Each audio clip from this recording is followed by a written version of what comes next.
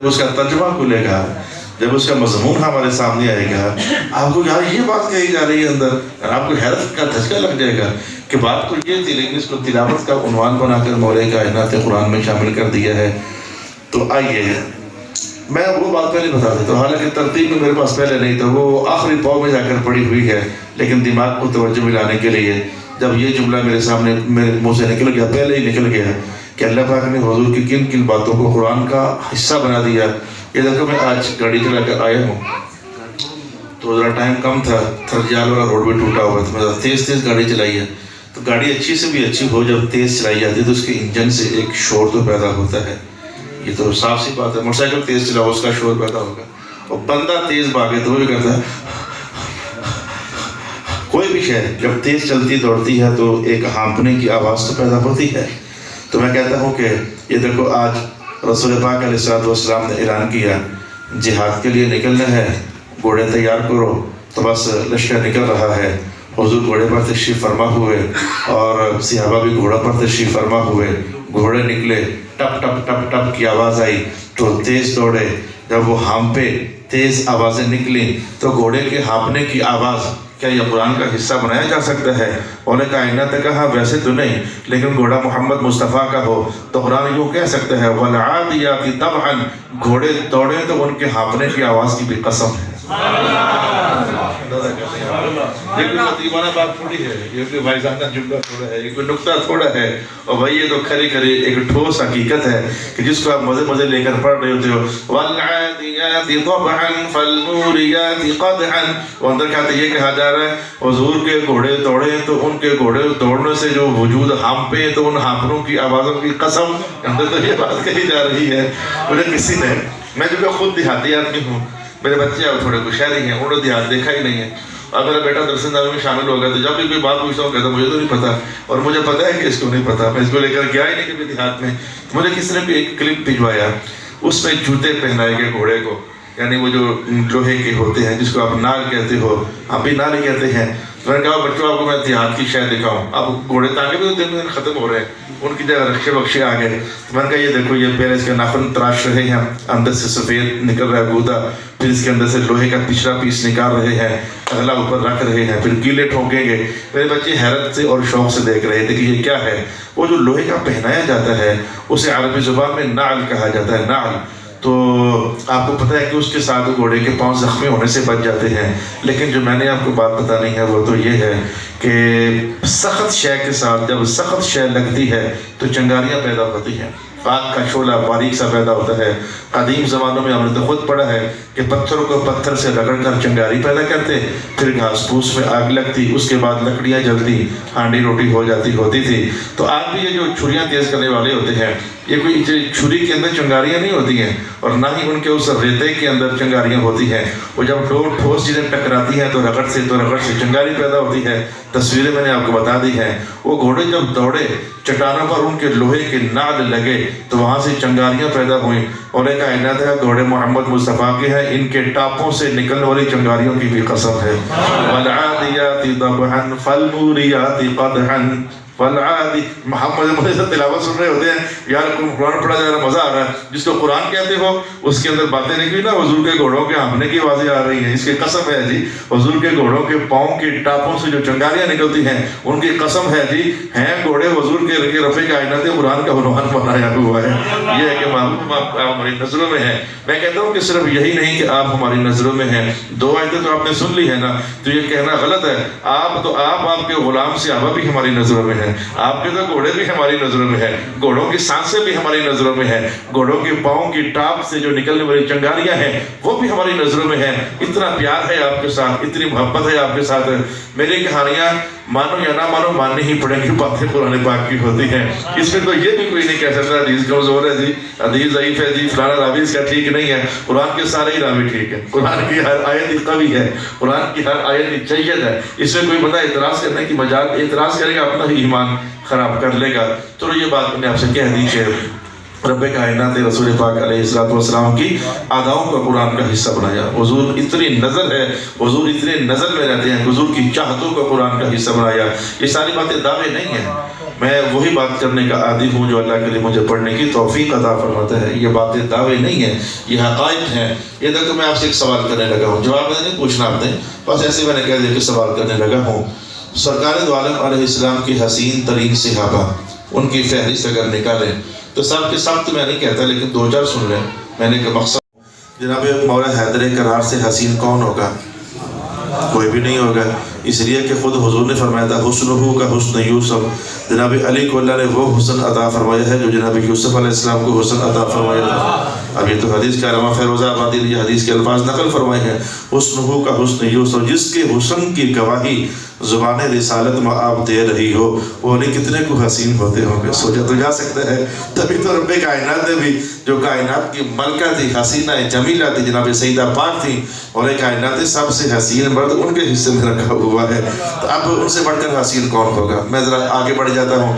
امام حسن سے بڑھ کر شہید صحیح حسین کون ہوگا؟ حضور نے فرمایا نہیں تھا کہ اگر میرے جسم کے دو حصے کو، جو اوپر والا حصہ ہے اس کے قریب ترین مشابہ کسی کو دیکھنا ہو تو حسن کو دیکھ لیا کرو. اب حسن کو دیکھنے والے انہیں حضور کے جسم پاک کا اوپر والا حصہ نظر آتا تو اب حضور کتنے حسین تھے، اس کا کون انکار کر سکتا ہے؟ حضور کائنات حسن ہے کہ حسن کائنات ہے، دونوں ہی باتیں رسول پاک علیہ السلام کی ذاتی اقدس پر زیب دیتی ہیں. اچھا میں ایک اور صحابی کا نام لیتا ہوں. امام حسین سے بڑھ کر حسین کون ہوگا؟ کہ رسول پاک علیہ السلام نے کیا فرما دیا کہ میرا جو نیچے والا دھڑ ہے اگر اس کے قریب ترین مشابہ کسی کو دیکھنا ہو تو حسین کو دیکھ لو. تو جن کو دیکھنے سے حضور کا نیچے والا دھڑ یاد آتا ہوگا تو ان کا اوپر والا حصہ کتنا حسین ہوتا ہوگا. یہ تو فوراً باتیں سمجھ آنے والی ہیں. ایک اور حوالہ آپ کے سامنے پیش کر دیتا ہوں. جناب مصعب ابن عمیر سے حسین کون ہوگا؟ مصعب ابن عمیر وہ صحابی ہیں غزوہ احد میں جب شہید ہو گئے. اب صاحب کو حیرت لگے گی کہ ان کی شہادت کو جب بعض لوگوں نے دیکھا تو شور ڈال دیا کہ حضور شہید ہو گئے. اندازہ کر لیجیے کہ حضور شہید ہو گئے ہیں. اس قدر وہ زیادہ قریب تھے، یعنی شباہت میں، شکل پاک میں اتنے قریب تھے کہ ان کو دیکھ کر ایک بار شور اٹھا کہ شہید ہو گئے ہیں رسول پاک علیہ السلام. بلکہ اس جمعے کو معلوم آئے تھے کہ نہیں آئے تھے. اس جمعے کو تو ایک کہانی ہی یہ چلی ہوئی تھی کہ پھر ابو سفیان نے، اس دور کا ابو سفیان جو بھی مسلمان نہیں ہوئے تھے، اب تو صحابی ہیں، انہوں نے شور ڈال کر پوچھا زوردار آواز میں، محمد ہیں تم میں؟ افیکم محمد؟ تو حضور تو حالانکہ بیٹھے ہوئے تھے، حضور نے عمر کو اشارہ کیا چپ یا بولنا نہیں ہے. پھر اس نے کہا کہ افیکم محمد، کیا تمہیں عمر ہے؟ حضور نے پھر اشارہ کیا چپ کر جاؤ. اچھا انہوں نے پھر کہا کہ افیکم ابو بکر، تمہیں ابو بکر ہے؟ تو حضور نے کہا بس چپ کر، جواب نہیں دینا. ان تین باتوں کا جواب تو حضور نے روک لیا. تو پھر ایسے میں یہ جملہ منہ سے نکل گیا ابو سفیان کے، مارے گئے ہیں سارے، اب کام ختم ہو جائے گا. اب جناب عمر سے انتہا بنا رہی. اب انہوں نے حضور کو دیکھا ہی نہ، حضور نے پھر منع کر دینا ہے، کہہ رہا کہ ہم مارے نہیں گئے، ہم زندہ ہیں اور تیاری کر، آن قریب تیرے غم کا سبب بننے والے ہیں. انہوں نے جواب دے دیا. کہنے کا مطلب یہ حدیث آگے بڑھ جاتی ہے، لیکن میں نے آپ کو کہنا چاہا کہ وہ فوت ہوئے، شہید ہوئے تو لوگوں نے شور ڈال دیا کہ رسول اللہ علیہ السلام شہید ہو گئے ہیں. میں ایک اور صحابی کا حوالہ دیتا ہوں. ہے ساری حدیثیں ہی، لیکن عنوان ان قریب ہمارا آپ کے سامنے کھلنے والا ہے. جناب فضل ابن عباس سے بڑھ کر حسین کون ہوگا؟ ان کے حسن کا حال یہ تھا کہ حج کے موقع پر سواری پر حضور کے پیچھے بیٹھے ہوئے تھے. تو ان کا حسن اتنا زیادہ تھا کہ حضور یہ اعلان کر رہے تھے، مجھ سے سیکھ لو حج کے مسائل، سیکھ لو مجھ سے حج کے مسائل سیکھ لو. لوگ آ رہے تھے، مسائل بتا رہے تھے، حضور مسائل بتا رہے تھے. اعلان بار بار چل رہا تھا، خذوا عنی مناسککم، خذوا عنی مناسککم، خذوا عنی مناسککم، مجھ سے مسائل لے لو، حج سیکھ لو. پھر آپ یہ بھی فرما رہے تھے اگلے سال پھر میں نے نہیں ہونا ہے، میں نے چلے جانا ہے اللہ کے پاس، لے لو لے لو لے لو لے لو. یہ اعلان چل رہا تھا. ایسے میں ایک خاتون حضور کے سامنے آئی تو انہوں نے آ کر رسول پاک علیہ السلام سے مسئلہ پوچھنا چاہا. حضور کے پیچھے فضل ابن عباس بیٹھے ہوئے تھے. حسن کا یہ حال تھا کہ انہوں نے اس شوق میں کہ میں ذرا دیکھوں کہ مسئلہ کیا ہے. عورت کی آواز ہے، دھیمی ہے، سوا لاکھ سے ہوا کا وہ لبیک اللہم لبیک وہ ذکر ہے تو پتہ نہیں چل رہا. انہیں کان لگا کر قریب کرنا چاہا تو حضور جانتے تھے کہ فضل بڑے سونے ہیں، ابن عباس کے بھائی. حضور نے رخسار پر ہاتھ رکھ کر نا دھکیل دیا اور پیچھے کہتے کہ آپ پیچھے منہ رکھیے، لیڈیز مسئلہ پوچھ رہی ہے. حضور ان کے حسن و جمال پر اس قدر تھے کہ کہیں ماحول میں کچھ ایسا ویسا، حالانکہ سوچا بھی نہیں جا سکتا ہے، لیکن حضور کی احتیاطیں اتنے حسین تھے، ان کا منہ دھکیل کر پیچھے کر دیا. یہ میں نے آپ کے سامنے حسینوں حسینوں حسینوں کے نام لیے، لیکن کبھی آپ نے سوچا ہے کہ جناب جبرائیل جب انسانی شکل میں آتے تھے تو جناب علی کی شکل میں تو نہیں آتے ہوتے تھے، جناب حسین کی شکل میں تو نہیں آتے ہوتے تھے. جناب حسن کی شکل میں تو نہیں آتے ہوتے تھے، جناب مصعب ابن عمیر کی شکل میں تو نہیں آتے ہوتے تھے، فضل ابن عباس کی شکل میں تو نہیں آتے ہوتے تھے، جب بھی آتے یہ حضرت دہیہ کلبی کی شکل میں آتے ہوتے تھے۔ یہ کیا راز ہوا؟ سونے سارے ادھر ہیں، اور حضرت دہیہ کلبی ان کے مقابلے میں تو ان کا حسن تو وہ نہیں تھا، لیکن یہ کیا ہے؟ میں کہتا ہوں یہ بھی حضور کی چاہتوں میں سے ایک حصہ ہے۔ ہوا صرف یہ تھا کہ رسول پاک علیہ السلام کو ملنے کے لیے آج حضرت دہیہ کلبی ملاقات کے لیے نہائے دھوئے تیار ہوئے، خوشبو لگائی، کنگا شنگا کیا کہ حضور سے ملنے جا رہا ہوں، تیار ہو کر آئے۔ تو جس وقت مجلس میں داخل ہونا چاہتے تھے جناب دہیہ، ادھر سے آسمانوں سے حضرت جبریل کے آنے کا وقت ہو رہا تھا، تو بالکل وہ نکلنے لگے یا مجلس میں داخل ہونے لگے۔ مجلس میں داخل ہوئے تو حضور کی نظر پڑی، تو آپ نے پہلے ہی جملہ فرما دیا، دہیہ بڑی بات ہے، بڑے پیارے لگ رہے ہو، بڑے پھبے ہوئے ہو، کیا بات ہے؟ ایسی انسان کی فطرت ہے، جناب بڑے پشک پشک ہو رہے ہو آج، بڑے جناب چمکے شمکے ہو۔ تو حضور نے اپنے پاک لہجے میں کہہ دیا، آئے تو بڑے پھبے پھبے ہو دہیہ، کیا بات ہے؟ جبریل نکلنے لگے، رب کائنات نے انہیں جب پھبا پھبا لگ رہا ہے، جا آج محمد کو پیارا لگا ہوا اسی کی شکل میں چلا جا۔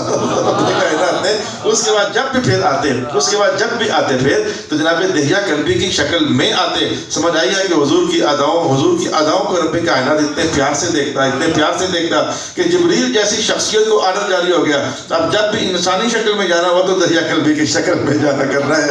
عجیب تر بات نہ ہوئی، آپ سمجھے جیسے مولا کائنات نے، یہ تو حدیث کا حوالہ ہے نا، اور حضور کی چاہتوں کو مولا کائنات نے قرآن حکیم کا حصہ بنایا۔ ذرا میں الفاظ آپ کے سامنے پڑھنے جا رہا ہوں۔ بسم اللہ الرحمن الرحیم، والتین والزیتون وطور سینین وہذا البلد الامین۔ قسم ہے انجیر کی، قسم ہے زیتون کی، قسم ہے طور سینا کی، قسم ہے اس شہر امین کی، اس بلد الامین کی۔ یہ چار قسمیں اٹھائیں۔ میں کہنا چاہوں گا قسم ایسے ہی کسی شے کی اٹھا لی جاتی ہے، کبھی کسی نے جوتے کی قسم اٹھائی ہے، کبھی کسی نے راستے میں لگی ہوئی اینٹ کی قسم اٹھائی ہے، کبھی کسی نے واش روم کی قسم اٹھائی ہے۔ ہمیشہ معتبر، بڑی، بزرگ، پاکیزہ، محترم، قابل احترام، قابل عزت جو اونچی سی شے ہوتی ہے قسم اس کی اٹھائی جاتی ہے۔ یہ پھلوں کی دنیا میں انجیر ہی کیوں، تیلوں کی دنیا میں زیتون ہی کیوں، شہروں کی دنیا میں شہر امین ہی کیوں، پہاڑوں کی دنیا میں طور سینا ہی کیوں؟ اس کے پیچھے بھی حضور کی ایک چاہت ہے، ادھر بھی حضور کی ایک ادا ہے، ادھر بھی حضور کی ایک نسبت ہے، اور ادھر بھی حضور کی ایک نسبت ہے۔ اب میں ان نسبتوں تک سراغ آپ کو بتانا چاہتا ہوں۔ آج صبح ہی صبح سرکار دو عالم صلی اللہ علیہ وآلہ وسلم کی بارگاہ میں ایک ٹوکرا پیش کیا گیا، اس میں انجیر کے پھل تھے تازہ، تو حضور نے کھائے، شوق سے کھائے۔ شوق اس قدر زیادہ ہوا کہ آپ نے صحابہ سے کہا آپ بھی کھاؤ بھائی، اچھے ہیں، لذیذ ہیں۔ صحابہ کو بھی کھانے کا حکم ہو گیا۔ ویسے تو حضور کی عادت تھی جب بھی موسم کا نیا پھل آتا تو رسول پاک علیہ السلام دیکھتے محفل میں کوئی بچہ اگر بیٹھا ہوتا تو حضور وہ نیا پھل سب سے پہلے اس بچے کو دیتے ہوتے تھے اور فرماتے ہوتے تھے یہ بھی تازہ پھل ہے، یہ بھی تازہ پھل ہے۔ تو حضور بچوں کو پھل قرار دیتے ہوئے اس پھل کا جو آغاز ہے وہ چھوٹے بچوں سے کیا کرتے تھے۔ تو حضور پاک علیہ السلام نے کہا کھاؤ بھی، انجیریں بٹنا شروع ہو گئی۔ ایسے میں حضور نے چاہت بڑا جملہ بول دیا، کہ اگر میں الفاظ کا ترجمہ ہی کچھ ایسا ہے، اگر میں کہنا چاہوں نا کہ یہ جنت کا پھل ہے تو میں کہہ سکتا ہوں کہ واقعی یہ جنت کا پھل ہے۔ کھایا، شوق سے کھایا، صحابہ کو بانٹا، اس پر جملہ بولا کہ اگر میں کہنا چاہوں کہ جنت کا پھل ہے تو میں کہہ سکتا ہوں کہ جنت کا پھل ہے۔ مولا کائنات کے حضور کی پسند جب زبان اقدس سے نکلی تو قرآن پاک کا حصہ بنا دیا۔ والتین، پھل تو ویسے اور بھی ہیں لیکن حضور نے جملہ تو تین کے لیے بولا ہے، پھر آپ کے بعد قرآن میں پڑھا جائے گا انجیر کی قسم، انجیر کی قسم، انجیر کی قسم محمد مصطفیٰ نے پسند کر لی ہوئی ہے۔ اچھا، میں آپ کو پتہ کہ میں کون سا ٹوتھ پیسٹ استعمال کرتا ہوں؟ کوئی پتہ نہیں ہے، اور پتہ کروانا مقصود بھی نہیں ہے۔ میں تو صرف اچھا مجھے بھی تو نہیں پتا کہ آپ کون سا برش استعمال کرتے ہو سارے روزانہ کرتے ہو نا، آپ کا برش مجھے نہیں پتا، مجھے آپ کا برش نہیں پتا، لیکن رسول پاک علیہ السلام کی نظر سے کیا چھپ سکتا ہے؟ مصطفیٰ کریم علیہ السلام نے فرمایا کہ جناب آدم علیہ السلام سے لے کر جناب عیسیٰ علیہ السلام تک جتنے بھی نبی آئے ہیں وہ سارے مسواکیں کرتے تھے اور سارے کے سارے زیتون کی مسواکیں کیا کرتے تھے۔ ہر نبی کی مسواک جو ہے اس تک بھی رسول پاک صلی اللہ علیہ وآلہ وسلم کی رسائی تھی، اور حضور خود بھی مسواک بہت کرتے ہوتے تھے، بہت مسواک کرتے ہوتے تھے۔ اچھا، اتنے مسواک کرتے تھے کہ آپ یہاں سے اندازہ کر لیجئے کہ حضور سونے لگے مسواک کر کے سوئے، رات کو کسی پہر ویسے ہی آنکھ کھل گئی تو پھر اٹھ کر مسواک کر لیتے۔ اچھا، تہجد کے لیے اٹھے تو پھر مسواک کر لیتے، حالانکہ درمیان میں رات میں کچھ بھی نہ کھایا ہوتا۔ فجر کے لیے جاتے تو پھر مسواک کر لیتے۔